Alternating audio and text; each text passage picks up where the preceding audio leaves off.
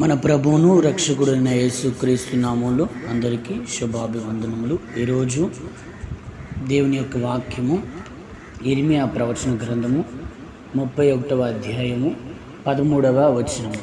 విచారమును కొట్టివేసి నేను వారికి ఆనందము కలుగు చేతును. ప్రభు చెప్తున్నారు, విచారమును కొట్టివేసి ఆనందాన్ని కలుగు చేస్తాను అని చెప్తున్నారు. మన విచారం కొట్టివేయబడినప్పుడు మనకి ఆనందం కలుగుతుంది.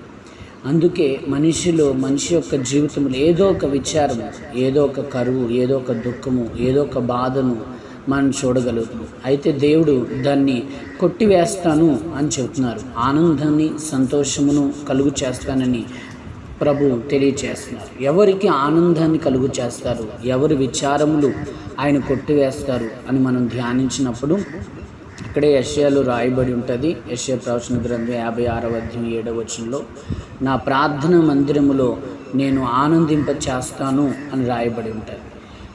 మనం ఆయన సన్నిధికి వచ్చినప్పుడు ఆయన మందిరంలో మనల్ని ఆయన ఏం చేస్తాడంటే ఆనందింప చేస్తాడు. ఆయన సన్నిధికి వెళ్ళినప్పుడు, ఎందుకనంటే ఆయన సన్నిధిలో మనం ప్రార్థన చేసినప్పుడు మన విచారములన్నీ కూడా ఆయన కొట్టివేసి గొప్ప ఆనందాన్ని ఆయన మనకు అనుగ్రహిస్తాడు. అందుకే పౌలు అంటాడు, మన హృదయం దేవుని యొక్క ఆలయమై ఉన్నది అని చెప్తాడు. మన హృదయంలో ప్రార్థన ఎప్పుడైతే ఉంటుందో అప్పుడు మనకు ఆనందం కలుగుతుంది. మనం చూసినట్లయితే హన్నా కూడా దేవుని సన్నిధికి వెళ్ళింది, దేవుని మందిరానికి వెళ్ళింది. తన విచారం ఆ మందిరంలో కన్నీళ్లు విడిచి ప్రార్థన చేసి ప్రభుతో చెప్పుకుంది. ఆమె విచారం కొట్టివేయబడింది. హన్నాకి ఒక గొప్ప ఆనందం కలిగినట్లుగా మనం చూస్తాం. ఇంకా నెహెమ్యా గ్రంథంలో మనం చూసినట్లయితే పవిత్రత, పరిశుద్ధత కలిగితే ఆనందం కలిగిద్దని రాయబడింది. మనం ఎప్పుడైతే పవిత్రముగా, పరిశుద్ధంగా జీవిస్తామో అప్పుడు మన విచారం అనేది కొట్టివేయబడుతుంది. అంటే మనలో ఉన్న అపవిత్రత, దేవునికి అసహ్యకరమైన, హేయకరమైన కార్యములన్నీ కూడా మనలో నుండి తొలగించుకుంటూ దినదినము యేసు యొక్క రక్తము చేత, యేసు యొక్క వాక్యము చేత, దేవుని యొక్క ఆత్మ చేత ఎప్పుడైతే శుద్ధీకరించుకుని మనల్ని మనం పవిత్రపరుచుకుంటామో అప్పుడు ఆ పవిత్రతను బట్టి, పరిశుద్ధతను బట్టి మనకి ఏం కలుగుతుందంటే ఆనందము కలుగుతుంది. అపవిత్రతను నిశ్చయముగా మనం ఏం చేయాలంటే తొలగించుకోవాలి. అపవిత్రతను యావత్తును మనం శుద్ధీకరించుకోవాలి. ఒక పవిత్రమైన జీవితం, పరిశుద్ధమైన జీవితం మనం చేసినప్పుడు మన విచారములు కొట్టివేయబడతాయి, మనకు ఆనందము కలుగుచున్నదని వాక్యము సెలవిస్తూ ఉంటుంది. ఇంకా మనం చూసినట్లయితే ఉపవసించి ప్రార్థించినప్పుడు మనకి ఆనందం కలుగుతుంది. మనం చూసినట్లయితే సమస్యలు వచ్చినప్పుడు, శోధనలు వచ్చినప్పుడు భక్తులు ఉపవసించి ప్రార్థన చేస్తూ వచ్చారు. ఎస్తేరు కూడా ఉపవసించి ప్రార్థన చేసింది. యూదులందరి క్షేమం కోసం, యూదులందరూ నాశనం అయిపోకుండా వారు కాపాడబడాలని ఉపవసించి ప్రార్థన చేసినప్పుడు ఎస్తేరుకి గొప్ప ఆనందము, గొప్ప సంతోషము కలిగింది.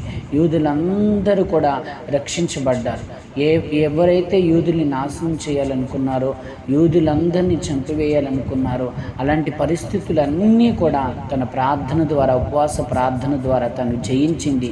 తనకున్న విచారం అంతా కూడా కొట్టివేయబడినట్లుగా వాక్యములో రాయబడి ఉంటుంది. ప్రియమైన దైవజనమా, అందుకనే మన విచారములన్నీ కొట్టివేయబడాలంటే మనం ఎల్లప్పుడూ దేవుని మందిరంలో ప్రార్థన చేయాలి. మన హృదయమునే దేవునికి ఒక ఆలయముగా మార్చుకుని ప్రార్థించినప్పుడు మన విచారములు కొట్టివేయబడతాయి.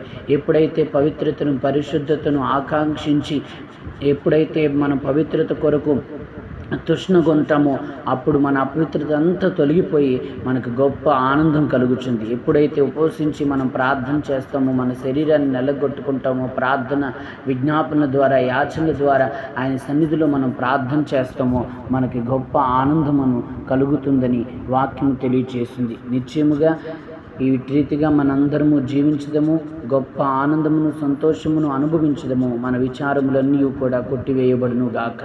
ఆమేన్. ప్రార్థన. కృపగల దేవ, దయగలిగిన రాజా, మీరు మాతో మాట్లాడారు. మీ విచారములు కొట్టివేసి మీకు ఆనందమును కలుగు చేస్తానని. అయ్యా నీకు స్తోత్రం ప్రభా. అనేకమైన విచారముల చేత ప్రజలు బాధపడుతుంటుండగా నాయన, ఏ విచారంతో బాధపడుతున్నారు ప్రతి విచారమును ప్రభా మీరు కొట్టివేయండి నాయన. నీ మందిరంలో ఆనందింప చేస్తానన్నారు. మా హృదయాన్ని నీకు మందిరముగా మార్చుకోమన్నారు. అలా మార్చుకోవడానికి సహాయం చేయండి. పవిత్రతను, పరిశుద్ధతను ఆకాంక్షించినప్పుడు విచారమును కొట్టివేస్తారన్నారు.